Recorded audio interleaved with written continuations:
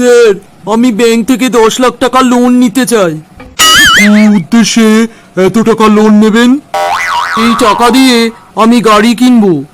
ঠিক আছে মিস্টার সেন, আপনি বাইরে অপেক্ষা করুন, আমি ব্যবস্থা করে আপনাকে ডাকছি। তবে আগে থেকে বলে রাখি, আপনি যদি নির্ধারিত সময়ের মধ্যে টাকা ফেরত দিতে না পারেন, ব্যাংক আপনার গাড়ি নিয়ে নেবে। ইস, তাহলে তো খুব ভুল হয়ে গেছে। আগে জানলে আমি লোন নিয়ে বিয়েটা করতাম। কিরে বাবাই, পিটি পরীক্ষায় ফেল করেছিস কেন? পিটি পরীক্ষায় কেউ ফেল করে? হাত পা নাড়ালেই তো পাস। কি হয়েছিল খুলে বল। বাবা, প্রথমে স্যার বললেন ডান পা তোলো, আমি তখন তুললাম।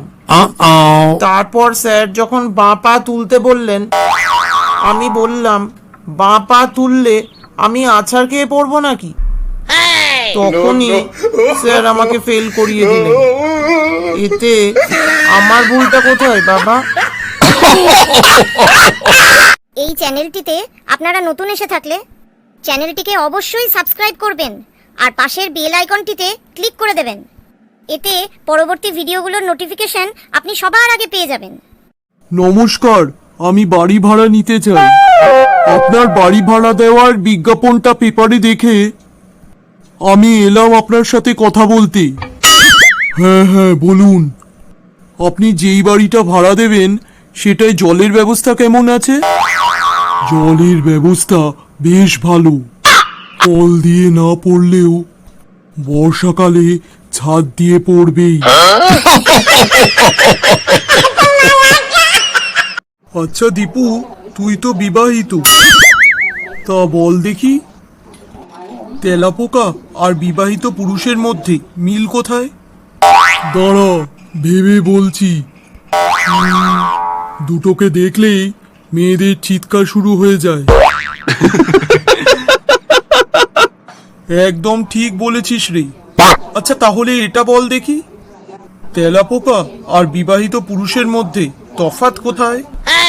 মেয়েরা তেলাপোকা দেখে ভয় পেয়ে চিৎকার করে, আর স্বামীকে দেখলে চিৎকার করে ভয় দেখানোর জন্য।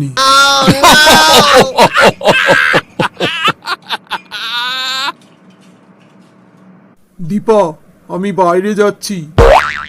এর মধ্যে যদি কোনো কাস্টমার আসে তাহলে যে কোনো আইটেম, যেমন জামা কাপড়, সোনার গয়না, জুতো, যে কোনো কিছুর মূল্য দ্বিগুণ বলবে। Okay sir. কিছু ঘন্টা পরে। দীপা, আমি যেমন বলেছিলাম তেমন করেছিলে তো?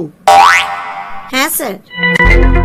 একটা কাস্টমার সোনা বিক্রি করতে এসেছিলেন, তিনি 1 ভরি 44,000 টাকা চাইছিলেন। আমি বললাম 1 ভরিতে 88,000 টাকার চেয়ে 1 টাকাও কম হবে না। কি বলছো দীপা? স্যার, ওই কাস্টমার 1 ভরিতে 88,000 টাকা দামে 10 ভরি সোনা বিক্রি করেছেন।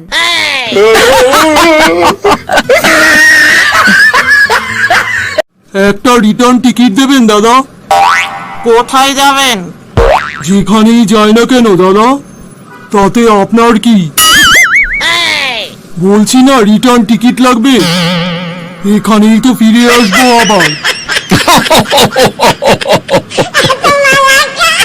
এই ভিডিওটা ভালো লাগলে একটা লাইক করে দেবেন আর ভিডিওটা সবাইকে শেয়ার করবেন প্লিজ।